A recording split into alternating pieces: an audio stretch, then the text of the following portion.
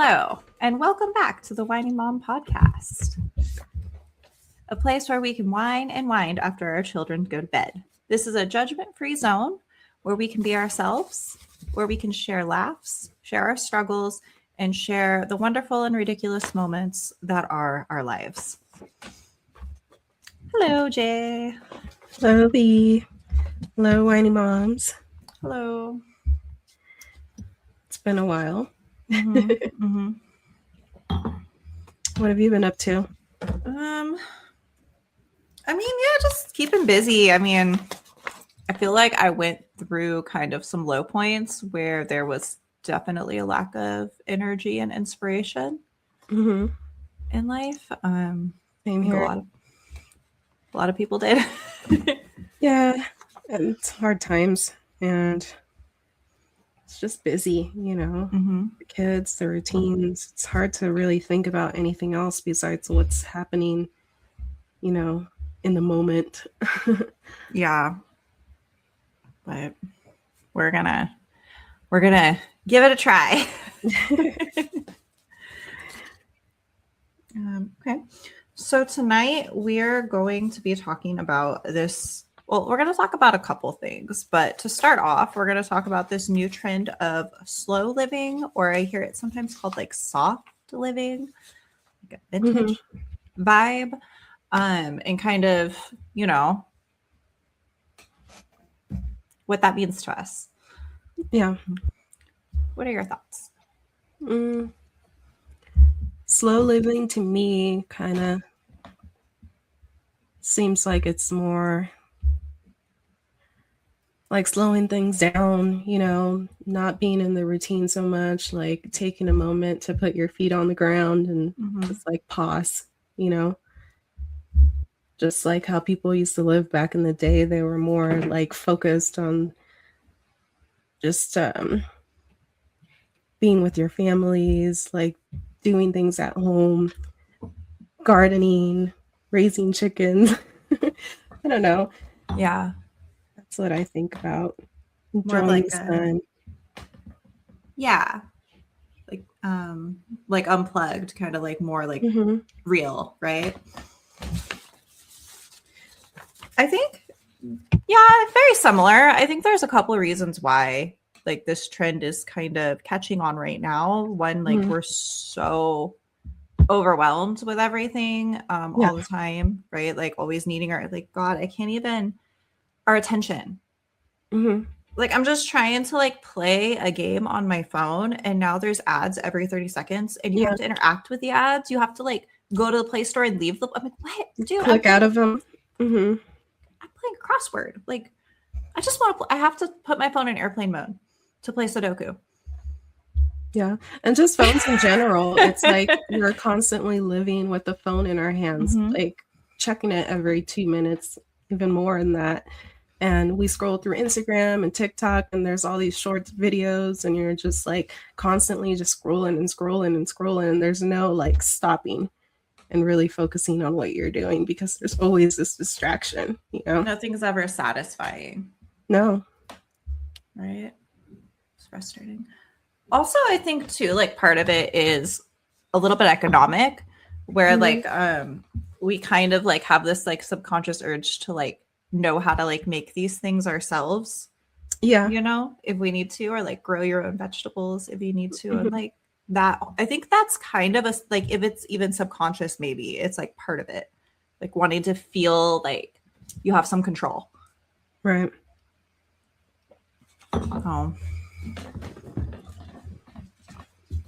We definitely tried some of this out. And I think kind of like it was funny because we made butter and we made mozzarella. And these are things where you're thinking it's going to be like this big, long day project. It was so quick. It was so easy. Yeah. It was kind of fun. It was fun. I really enjoyed making the butter. It was kind of like satisfying. Just watching it turn into butter and just sitting there and just mixing. It was kind of soothing, actually. Yeah. Or you used to like a really hard tool. Tell them about your tool. I just used a hand mixer. She used like some vintage. I think I don't it's even know still what it is. just called a hand mixer, but it's a manual one. It's not electronic. So I got that a long time ago when I first moved out. I think my mom got it from Goodwill. She gave it to me when I was like 18. And I didn't have an electric mixer for probably like 4 or 5 years. And I just had that. And a lot of recipes were spoiled because I could not get the egg whites whipped enough. Or the milk, like, you know, I couldn't.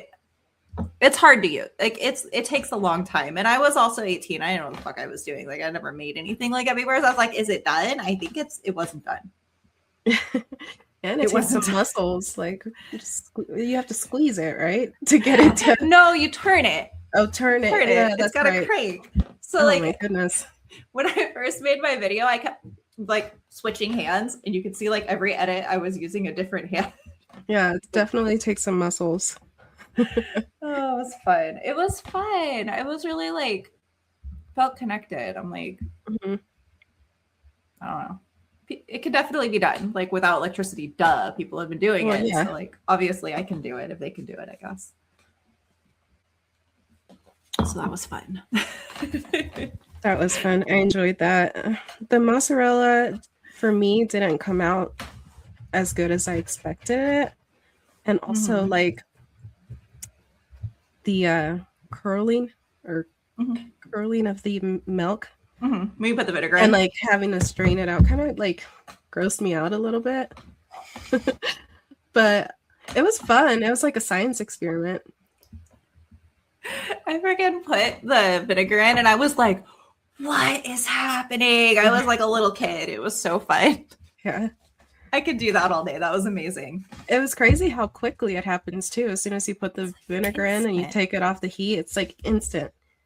It's crazy. Just curdled crap out of that milk. And then all that mozzarella is just curdled milk. Like, what? At a specific temperature. It's crazy, man. Yeah. Strain all the liquid out and stretch it out, mold it. Yeah. Please. I probably could have stretched mine a little more too, but. Me too. I think that was my problem because it was a little creamier consistency. It wasn't like, I don't know. I need to try it again. Yeah. I wonder too, like, if it depends on like the type of milk you use, obviously would change the flavor, you know? Other recipes I looked up called for whole milk. Or I use whole milk. Yeah. So that's what I use too. I don't know. I've started shopping at Winco because Foodmax made me mad because their tuna was marked wrong on the shelf and they charged me 40 more cents and I told them and they didn't believe me. So I went and took a picture and showed them. You got mad over 40 cents, girl? Yes, I got mad over 40 cents. But it was like every week something was wrong with my receipt. Like one time she charged me twice for Worcestershire sauce, which is expensive. Once she charged me for the wrong produce, and instead of being some like cheap on sale thing, it was like some exotic produce that was hella expensive. Like it was like every week there was something. And then like the reaction where they were like, no, that I'm like, it's right there. Just go look. It's like 20 feet away. Just go look. And it just pissed me off. So I'm like, man, I've been shopping here like my whole life. But Winco sent me a coupon in the mail, so I'm gonna go to Winco, and it's hella cheap. But it's not as good. Yeah, I always shopped at Winco when I lived out there. I used to a long time ago. I don't know, like they don't have Sunny Select dairy, and it's gross. The cheese tastes weird. The cottage cheese is bland. The milk is bland. The coffee is not as good. Like, girl, I could go. I miss my Sunny Selects. You can always go back. Yeah. And why isn't their broccoli ripe? Like, their produce suck. Yeah. I was like, how do you fuck up broccoli, guys? That's how I feel about the Walmart produce, though. I feel like it's terrible there. Nothing's ever good. Or like sweet, like the fruit is never sweet. That's what it reminds me of. It's very similar to the Walmart produce. I think they're the same brand, like the same people. Their dry goods, though, are so fucking cheap. Yeah, I like we're so off topic, but I like I like their seasoning section where you can go and like make your own seasonings. I was getting I like that too in the bulk. Mm-hmm. And I was buying hamburger helper varieties I haven't seen in years. I was like, babe, they got cheesy enchilada. I bought like 4 of them. Oh my God. They have Jiffy pizza crust. I've been looking for that for years. Like, okay, I was super excited about something. That's funny. They had breakfast hamburger helper. I tried it. Oh, is it good? Yes. What does that entail? You're supposed to use sausage instead. Like the Jimmy Dean type sausage. Okay. It's like a hash brown omelet bowl. You put eggs in it too? Mm-hmm. Interesting. Yeah. The eggs were optional. I put eggs in mine because I thought it was good that way. Yeah. It's that fake cheese, though. Hamburger Helper's fake cheese sauce is so good. You cannot go wrong with that. Like, it sounds bad, but it's true. I mean, some of it's good. Like, I like the cheesy enchilada, but I'm not a huge fan of Hamburger Helper. Like, I tried making some not too long ago, and it just tasted very artificial to me. Oh, it is. Oh, it is. My kids really like the stroganoff one, so I made that one recently, too. But that fake cheese sauce. It's terrible. Okay. That aside, I used Winco milk. So maybe that's why my mozzarella was so bland. That was what I was getting at. Maybe. Yeah, I mean, I definitely like making stuff at home like that from scratch, but it's just like very time consuming. Like, I can't imagine having to do that every week just to have 1 stick of butter or something. You know what I mean? It just seems like a lot. It does. It does. I could probably do the butter, but the butter and the cheese and the bread, you know what I mean? Like, it's like a full-time job. I've seen this girl literally was on Instagram that does all it, like, she makes all of her food. She has a garden and all this stuff, but she doesn't work. Like, that is her job, is to do all that, so her and her husband don't have to go to a grocery store. Everything's made at home. Yeah. Do you remember how I used to just like make everything from scratch? Yeah. I miss that. It's fun. It is fun when you don't have children and you don't work as much. You have time. Yeah. Good times. I've been seeing like hella stuff online too about like homemade tortillas, homemade mayonnaise. I'm like, I want to try the mayo. Yeah, I want to try homemade mayonnaise. It doesn't seem that hard. Plus, I forgot to buy some last week, and I was going to make some, and then I just bought some.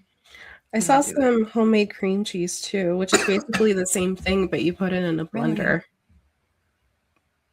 Is it like making mozzarella? It's like the same process. You just take the stuff out, and you put it in a blender, and you blend it until it gets creamy. And then you can add whatever seasonings and stuff you want to it. Huh. Apparently, cream cheese is actually from Philadelphia. That's why the brand's called that. Really? Yeah. Why don't we just call it? Yeah. That's where they originated at? Yeah, I think the Amish made it. Makes sense. I should probably fact check myself. You should. Let's look it up. It should be just called American cheese, and American cheese should just not be called that.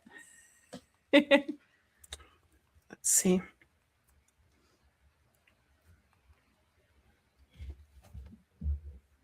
Before I go spreading misinformation.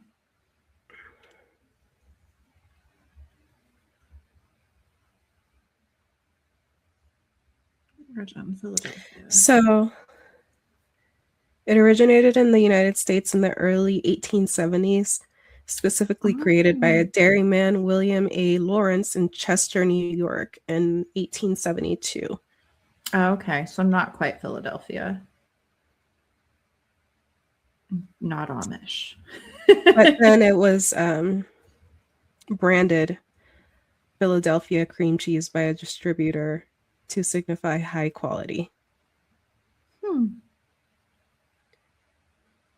Cool. The actual American cheese. You know what? I like it. The distributor believed that Philadelphia was associated with high quality dairy. So that's why they named it that. That's interesting. Oh, okay. Interesting. It's so crazy how these brands go like way back. Philadelphia cream cheese or Kraft. It says Kraft.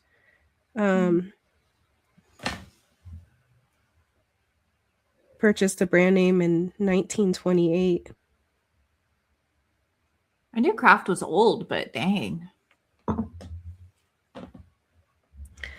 Yeah. That's pretty cool. I should try that one next. Yeah, we should.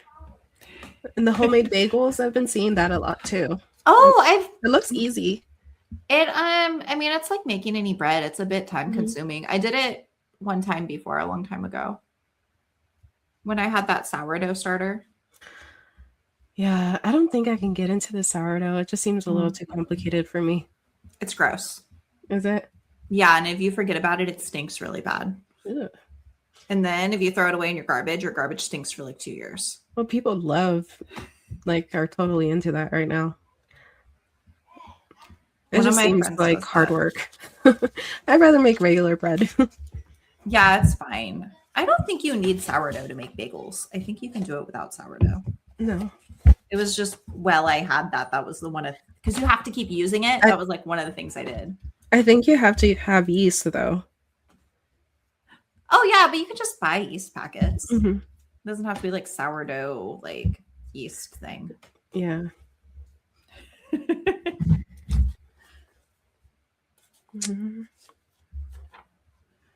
Yeah. So that's like a whole thing. I don't know. Does it make me happier? Maybe.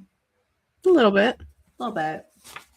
Yeah. It gives you like a feeling of accomplishment.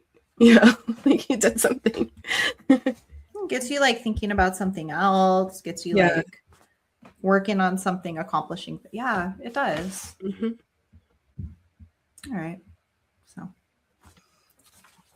do you want to introduce the next topic? So a little more about our vintage living topic. How about those like retro fridges and the stoves? I've been seeing a lot of that trend. Yeah, I've been seeing a lot of that online, and it's just so interesting. And like how like funny is it that it was like so much more convenient, like the stuff that they had, you know, compared to what we have now. For instance, like the fridges, they had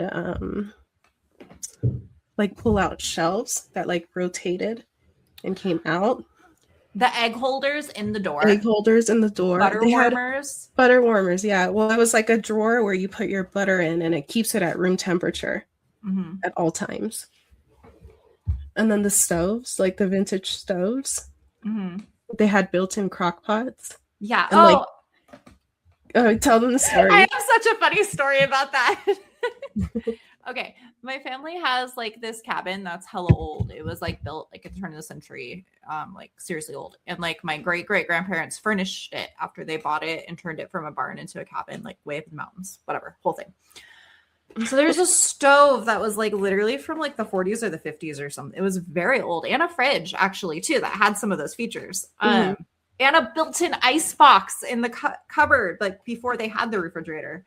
So the stove, though, it had one of these built-in crock pots.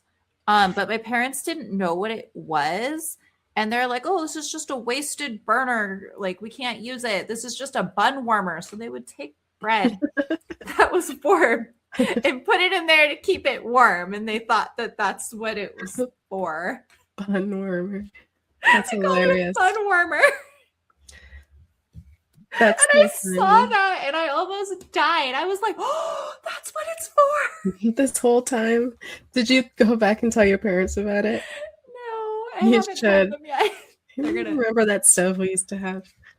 That's hilarious. I also like that they have like built-in griddles, so you can like make pancakes or like your bacon just right on the stove. That's you don't need cool. to have a pan. Ours didn't have that. I even saw some that have like, it's like a pan, and then you put whatever on it, like your salmon or whatever you want to put in the oven, and it lowers it into the oven.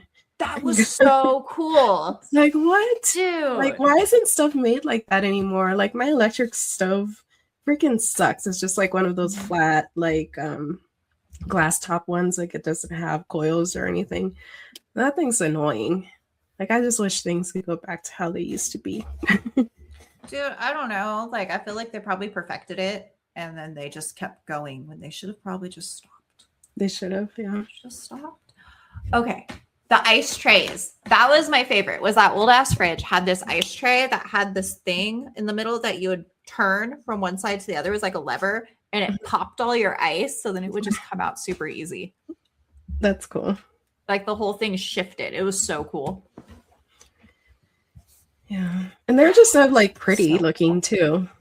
And now like it's a trend now. People want to like, they're starting to like make these things again and like going into like the retro kitchen styles. But they're freaking expensive. Like over like $1,800 for a fridge and shit. Yeah. I started trying to use like my I have a hutch, and I've been seeing a lot of like vintage furniture where they had the old cupboards that would have the, and it's like got a big surface on it. And I just was putting my cookbooks and my bread basket on it. And I'm like, this could be for like rolling out dough and stuff. Especially since I have tile countertops, so I don't have any flat surface. But I've had that the whole time and didn't even think to do that. I'm like, oh my God, that's literally what that is for. Yeah, that's what they did. It's literally what that is.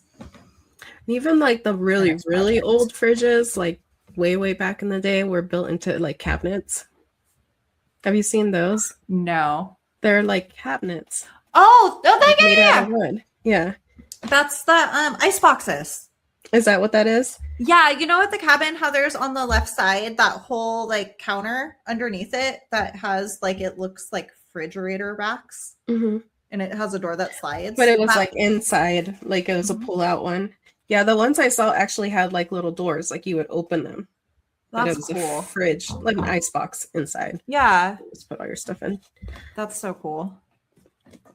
But they're pretty, you know? Like, why can't stuff be pretty anymore? Someone thinks it's pretty. Yeah. I don't know. We've lost some utility along the line, for sure.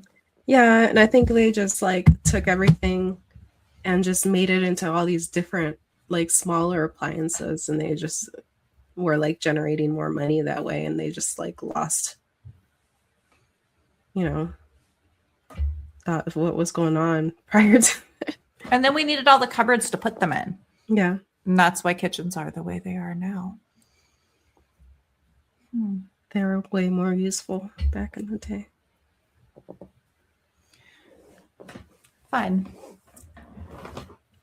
I like it. I like the vintage trend. I think we should keep going with it. Yeah, I agree. All right. So switching gears a little bit here.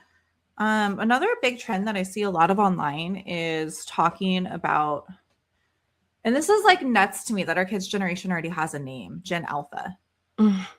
We didn't get our name till like we were adults. You know what I mean?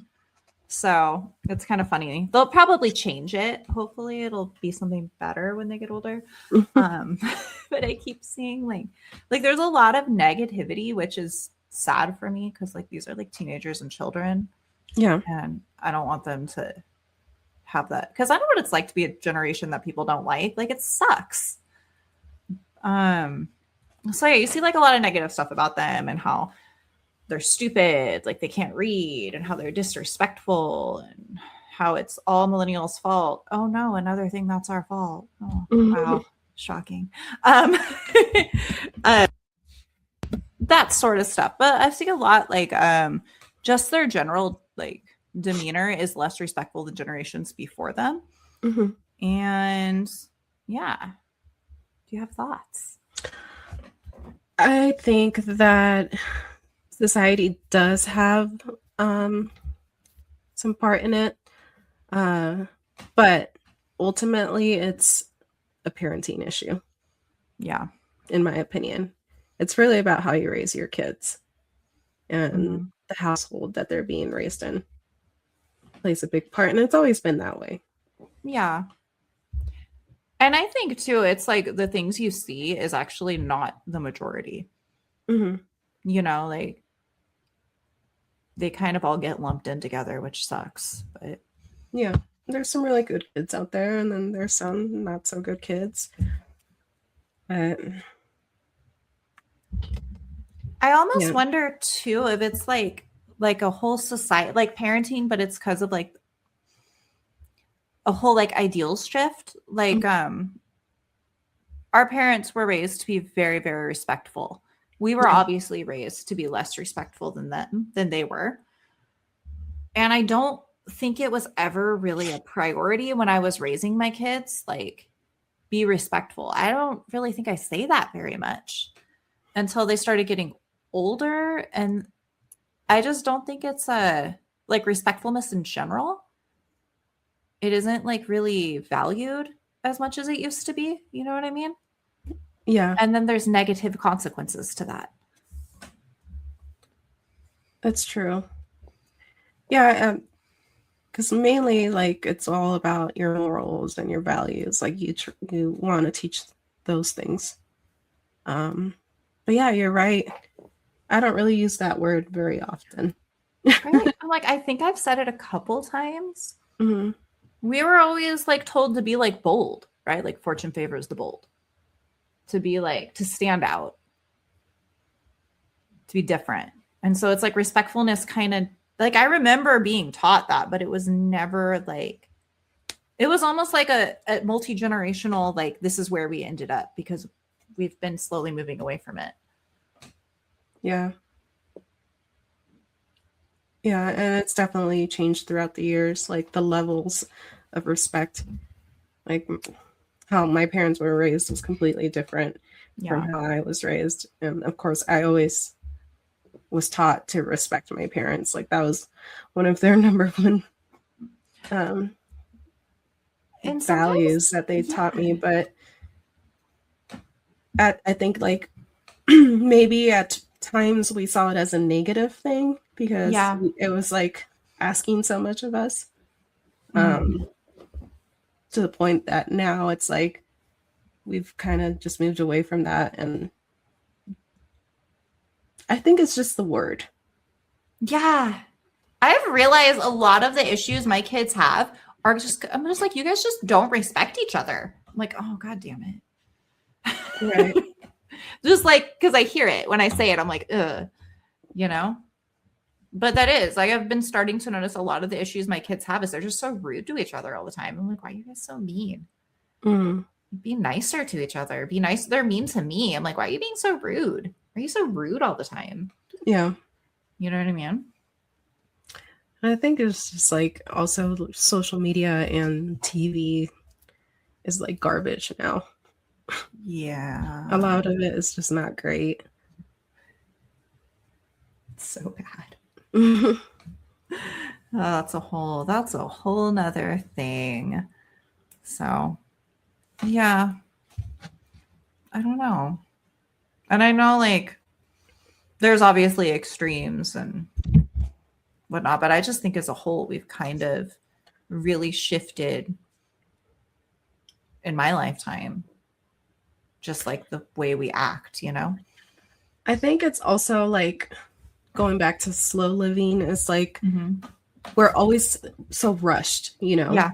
To like, impatient. Yeah, so rushed, like so impatient. So like, you know, just trying to get through the routine. So when kids disrespect or do something like that, like we don't really set the time to like teach them. Yeah. Or there talk to them. There isn't time. You're just like, you just brush it off, you know, like, okay, you don't do that. You get mad for a second, but you don't sit down and explain to them that that's not how they should behave. I also think too, like school is just so different than it used to be. Like the way that teachers, like I see this the way that they teach my kids, and it's like very like cookie cutter. Mm-hmm. Like the teachers themselves, like the lesson plans, it's not like necessarily they didn't come up with it themselves. It's like already like existing, and like all the standardized testing. It's just, it feels kind of cookie cutter, I think is the best way to explain it. Yeah. So And just schools in general, like they're like my daughter's school has a anti-expulsion policy. So like you can't, like if a kid misbehaves or hurts another kid, that kid won't be expelled. How? And it's like I don't remember schools being like that when we were growing up. Like if somebody got in a fight, they would get kicked out. Yeah. I knew several like people that happened to as I went through school. So, and they just like let kids get away with bad behavior. Like they're like repeat offenders. It's like the same thing in society too. Like people just get a slap in the hand. They just keep doing the same thing over and over again until like somebody dies or something terrible happens. There's no consequence. It's really sad. Yeah. Yeah.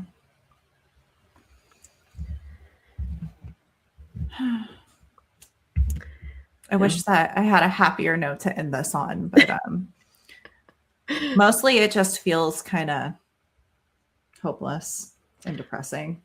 It's not hopeless and depressing. I know. I don't know. I just feel like for myself, I just need to take the time to go outside and touch grass, you know? I hate when people say that, but no, I know you're right. You're right. I do that sometimes. Or like just like sit outside in the morning before starting work and just getting some sun, some vitamin D, and just like sitting there and just thinking or whatever, meditating. Yeah. Sometimes I lay down on the ground. That too. Makes me feel better. You feel grounded. Lay down on the actual, like literally though, you do just lay down on the ground and I'm just like, it feels so comforting. Mm-hmm. I'm not crazy. That's not like a thing. Yeah. Okay. It is the thing. And also like just in the grass. Like slowing down and just taking time to like actually play with our kids or like snuggle with them or like have them sit on your lap and talk to them or whatever, you know, like that stuff's important. And like, I feel like lately, like, I feel like I need to start doing that more. You don't have to like make yourself do it too. Cause I always feel like they have to like beg me to do stuff. And I'm like, just do it. Like we played telephone yesterday for 10 minutes. It was actually really fun. Yeah. It was only a few minutes, but it like made them really happy. And I was like, why didn't I want to do that? Right. We had a little concert in the living room. Oh, fun. Yeah. We set up like the little lights, you know, the nightlight ones that turn different colors. And then the fireplace was their stage. And they all got dressed up and they were just dancing. They had a little microphone. My daughter had a little, like one of those play guitars. And we were recording them and stuff. And it was so cute. And that was fun. Like I enjoyed actually sitting down and like just having them be my one and only attention. It's crazy. I don't know, like why is it so hard for me to do that? Like I'm always like, oh, I'm busy. Like why don't I? Because we are always busy. I mean? There's always laundry to fold. There's always dishes to wash. There's always, you know, the next thing is and then there's the next thing, and there's always something else never gonna end. We have to do. Yeah, and it's like sometimes we just have to pause and like just say fuck it. Like that can wait. Yeah. You fill your life with so many tasks. They don't give you fulfillment.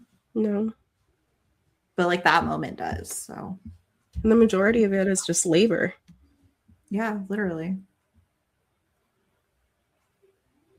That's something to really think about. I think that like, I'm glad we talked about that. I'm a little worried about our kids growing up, but I think that that's probably normal. Yeah.